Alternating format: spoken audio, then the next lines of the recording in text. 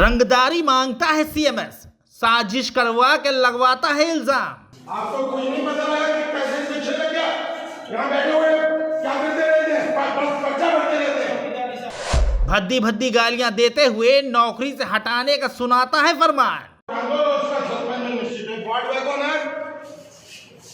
Ward boy कौन है?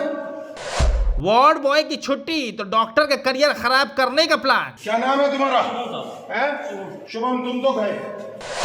सुर्खियों में सीएमएस का वायरल वीडियो और सरकारी डॉक्टर का इल्जाम। वो आगे हमको टॉर्चर कर रहे हैं। इनके टॉर्चर करने के पीछे कोई मकसद कुछ और है। एक्सटॉर्शन का मकसद है, पैसा लेने का मकसद है। आप ड्यूटी कर रहे हैं, डिमांड कर रहे हैं, इनडायरेक्टली कर रहे हैं। क्या मतलब होता है आप बताइए। तस्वीरें उत्तर प्रदेश के रायबरेली जिला अस्पताल की हैं। तड़क भड़क दिखा रहे जनाब कोई तीमारदार नहीं बल्कि अस्पताल के सीएमएस साहेब हैं। सीएमएस डॉक्टर प्रदीप अग्रवाल के हाथ में पर्ची और चेहरे पर हाई पारा है।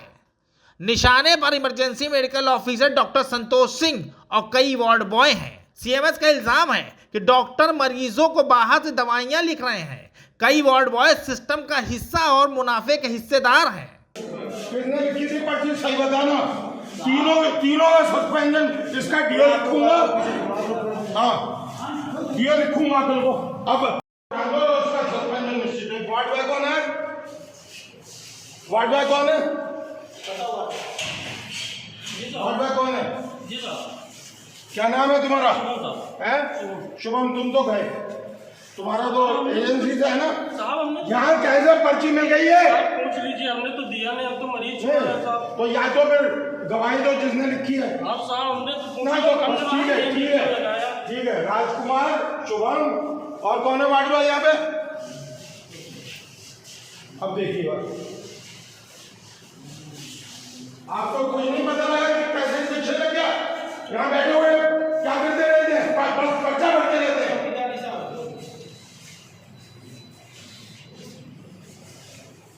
बैठे हुए पर्चा भरते रहते हैं ना, मरीज के पास कोई जाएगा? हालांकि सीएमएस डॉक्टर प्रदीप अग्रवाल के हाई वोल्टेज ड्रामे के बाद इमरजेंसी में तैनात डॉक्टर संतोष सिंह ने सीएमएस पर ही इल्जामों की बौछार कर दी। डॉक्टर संतोष ने कहा कि सीएमएस साहेब एक्सटॉर्शन मनी यानी वसूली के लिए साजिश करते हैं, खुद से पर्ची बनवाते हैं और इल्जाम डॉक्टरों पर लगाते हैं। धमकी देते हैं नौकरी से निकलवा दूंगा, डीओ लिख दूंगा, कैरेक्टर खराब कर दूंगा। ऐसे में वो धमकी के साथ इलाज कैसे करेंगे? उन्हें कुछ हुआ तो उनके परिवार का जिम्मेदार कौन होगा? सभी सीएमएस साहब 5-10 लोगों के साथ हल्ला करने लगे। ये कौन लिखा, वो कौन लिखा। यहाँ पे फार्मासिस्ट को धमकी देने लगे, गाली दिए उनको, नौकरी से खा जाऊंगा। वार्ड बॉय को गाली दिए, तुमको ये कर दूंगा, वो कर दूंगा। लेकिन फिर भी उसको गाली दिए, तुम्हारी नौकरी खा जाऊंगा, तुम जानते नहीं हो। यहाँ पे डॉक्टर को डीओ लिख दूंगा, ये कर दूंगा, वो कर दूंगा। इंपॉर्टेंट इमरजेंसी ड्यूटी कर रहे हैं, वो आगे हमको टॉर्चर कर रहे हैं। इनके टॉर्चर करने के पीछे कोई मकसद कुछ और है। एक्सटॉर्शन का मकसद है, पैसा लेने का मकसद है। आप ड्यूटी कर रहे हैं, डिमांड कर रहे हैं, इनडायरेक्टली कर रहे हैं। क्या मतलब होता है आप बताइए। पर्ची हमने सीएमएस साहब से कहा पर्ची दिखाइए, पर्ची दिखाइए, पर्ची नहीं दिखाए। हमने कहा कौन आपको पर्ची दिया? कुछ नहीं बताया, पर्ची तक नहीं दिखाए।